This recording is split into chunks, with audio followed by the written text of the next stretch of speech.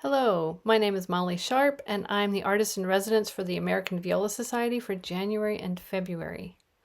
Today I want to talk about taking care of our bodies and some of the issues surrounding playing injuries. Playing an instrument puts unique strains on our muscles, joints, tendons, bones, and sometimes spirit. We start playing when we are really young, so a lot of this stuff is hardwired in us.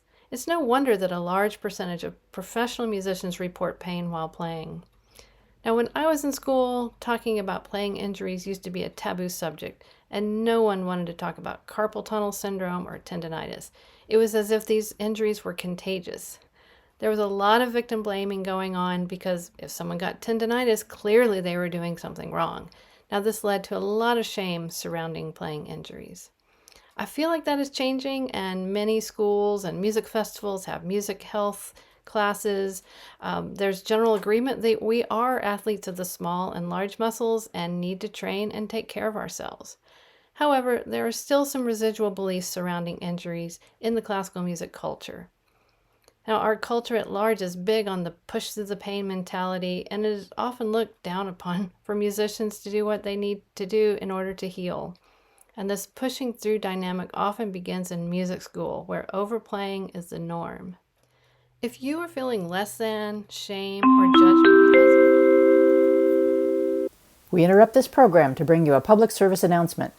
Given that the job of a professional musician is physically rigorous and leads to all kinds of wear and tear on the body, and given that the classical music culture is rife with judgment around playing injuries, we are looking for some cycle breakers to help normalize these issues and help change a culture where many people suffer in silence.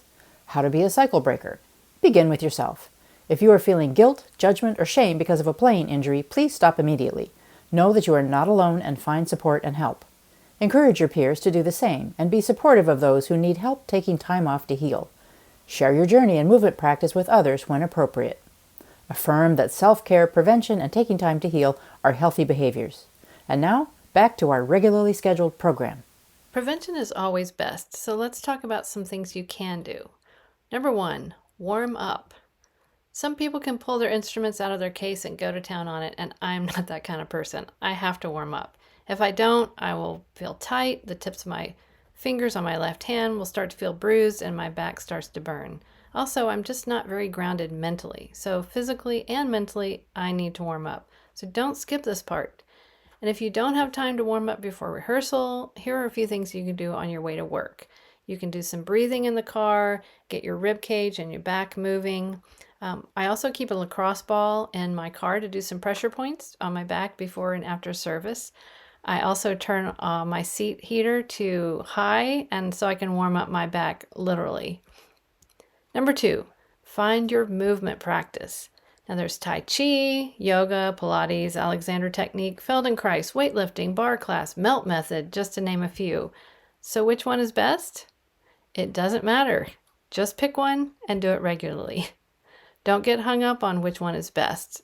Just jump in, or maybe try 2 or 3 of them and see what resonates with you and what feels good. Now, if you are movement resistant, find some things that are fun. So look up 5 rhythms or body groove. Part of managing burnout is to add fun things to your life, not things that feel like an obligation. So get serious about finding something fun. Number 3, learn some basic anatomy so that you can get better help. You'll be able to tell your massage therapist or PT where you're having pain more accurately, and you'll understand their advice to you better as well.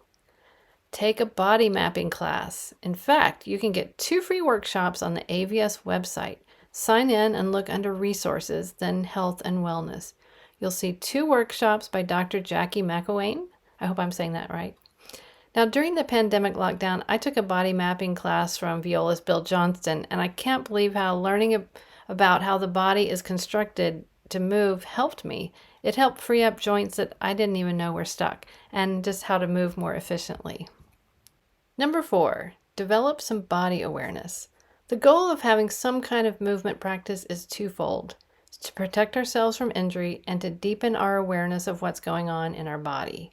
Now, over time, you'll become more and more in tune with what's going on, and you'll be able to use the tools that you've learned through yoga, Pilates, or whatever movement practice you've adopted to help yourself. Number 5, the power of pairing. Now, if you're having a hard time finding time to stretch or move, pair it with another activity. I link my movement practice to my viola practicing, so I'm sure I get some kind of movement or stretching almost every day. Which begs the question, do I play the viola to stay healthy, or do I stay healthy so I can play the viola? So find two things that you do or that you want to do regularly and link them together or sequentially. If you don't have a regular movement practice and want a starting point, I have something for you. I created a simple and gentle stretching routine that I do before I play. It's 12 minutes long, and you can do it in your street clothes or in your concert clothes. It's all done standing up. So it gives you a general warm up to get you ready for practicing or for performing. I've got a guided audio version, a written out PDF, and a small card that you can print out and keep in your case to remind yourself of the different stretches in this routine. Go to vlatuti.com and select stretching in the navigation bar. Here's to your health. Now go get moving. Thanks for watching.